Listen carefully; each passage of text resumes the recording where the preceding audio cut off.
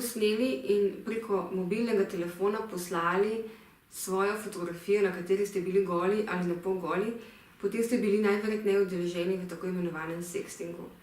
Sexting je izdelava in izmenjava seksualno eksplicitnih fotografij ali videoposnetkov, lahko pa tudi besedilnih sporočil, preko mobilnih telefonov oziroma preko interneta.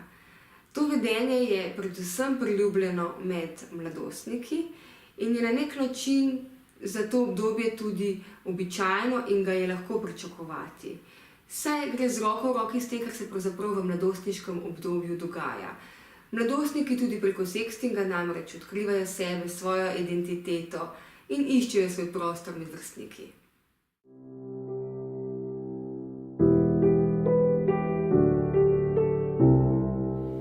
Sexting postane oziroma je problematičen v osnovi za starejše oziroma za odrasle že takrat, ko si izmenjujeta dva fotografije, na katerih so napol razgaljena telesa, ampak v resnici, kdaj pa prav zares postane problematičen, je pa takrat, ko se odnos dveh, nek zaupen odnos, neki dogovori, ki jih spostavita pri izmenjavi fotografij, na katerih so pomanjkljivo ali pa tudi posnetka oblečeni, je takrat, ko se to zaupanje zlorabi.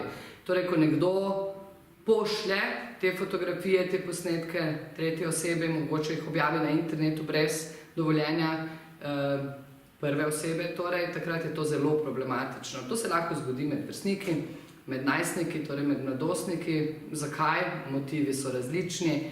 Razpošiljajo fotografije, da bi se pohvalili komu, da bi mogoče dobili kak status, da bi pokazali, kako so zelo cool, kako so zelo popularni. Skratka, naredijo to iz teh razlogov, odrasli seveda iz popolnoma drugih, takrat, kadar zlorabijo zaupanje mladoletne osebe, takrat, kadar želijo pridobiti pornografski material, na kateri so torej otroci, in takrat, kadar želijo mogoče tudi navezati stik z mladostnikom in pridobiti neko zaupanje, da se potem tudi srečate v živo. Torej, to gre za kazniva dejanja, vse so to kazniva dejanja in postaja zelo problematično, vse pa dogaja tudi pri nas.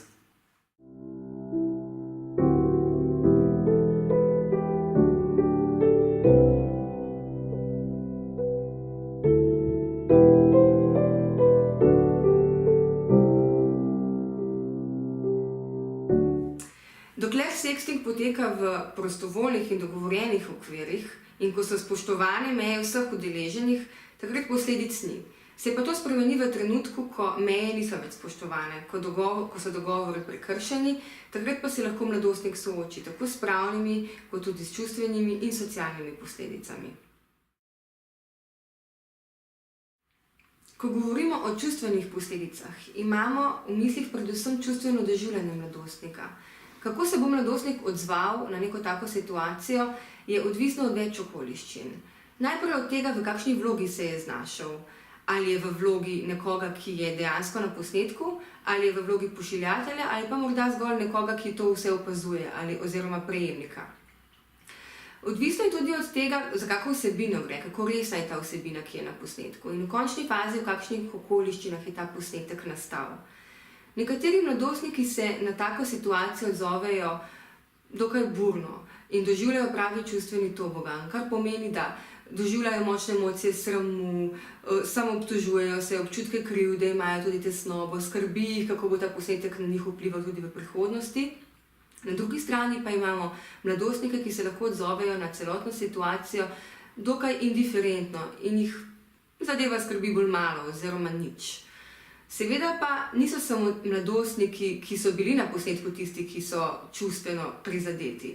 Lahko se zelo čustveno odzovejo tudi tisti, ki so ta posnetek razposlali naprej, torej pošiljatelji. Ti mladostniki se lahko kasneje počutijo krive, jih je sram, obžalujejo svoje dejanja. Na drugi strani pa tisti, ki ta posnetek prejmejo oziroma so zgolj neki nemi opazovalci, lahko doživljajo vse to dokaj zaskrbljeno in jih v bistvu skrbi, strah jih je, ali se bo morda ta situacija zgodila tudi njim. Sodelovanje v sextingu lahko mladostniku prinese posledice tudi v družbenem življenju. Oškodovan mladostnik lahko zaradi teh intimnih posnetkov doživi nadlegovanje vrstnikov, izločitev iz družbe, lahko ima težave v šoli in kasneje tudi v družbenem življenju in pri iskanju zaposlitve, na primer. V nekaterih primerih pa ima lahko sexting tudi pravne posledice. To se zgodi, ko sexting ni več stvar mladostniškega raziskovanja, zabave, zbliževanja, temveč že preide na področje kaznivih dejanj. Takrat sexting pravzaprav postane zloraba in je kot tak tudi kazniv.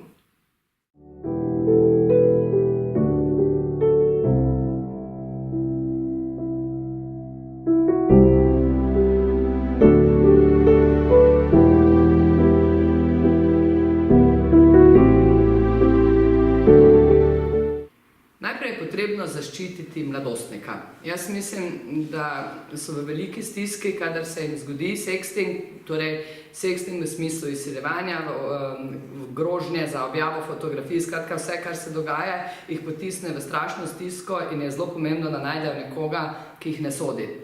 Ne odobrava, se ne navdušuje, skratka oni vejo, da so naredili napako, brez da jim mi to še enkrat ali pa vedno znova in znova povemo. Torej je zelo pomembno stati mladostniku ob strani in mu pomagati, da to predvsem prvo najtežje obdobje čim bolj mirno mine. Potem je potrebno zagotoviti in mu pomagati pri tem, ko se sporočajo dejstva staršem.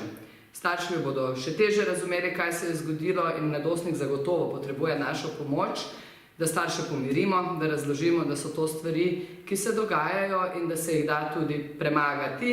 Potem je nujno potrebno, da se posnetek odstrani spleta na kakršenkoli način, ali to storimo sami, če nismo vešči.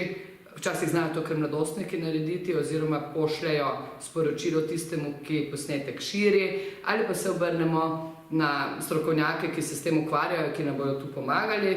Potem je zelo pomembno, da preventivno delujemo tudi na ostale učence, seveda gre na sekundarno preventivo, ker se je zadeva že zgodila, se pogovarjamo s vsemi ostalimi vpletenimi, govorimo o tem, kaj se nam lahko zgodi, v kakšnem primeru se nam to ne bo zgodilo in pa govorimo enako z učitelji, z vsemi, ki so vpleteni, kako naj pomagajo učencu, da bodo te posledice čim manjše. Ne moremo mu posledic odvzeti, lahko mu jih pa omilimo, če ostanemo zraven, kar se da mirno, ne glede na to, kako se ob tem počutimo.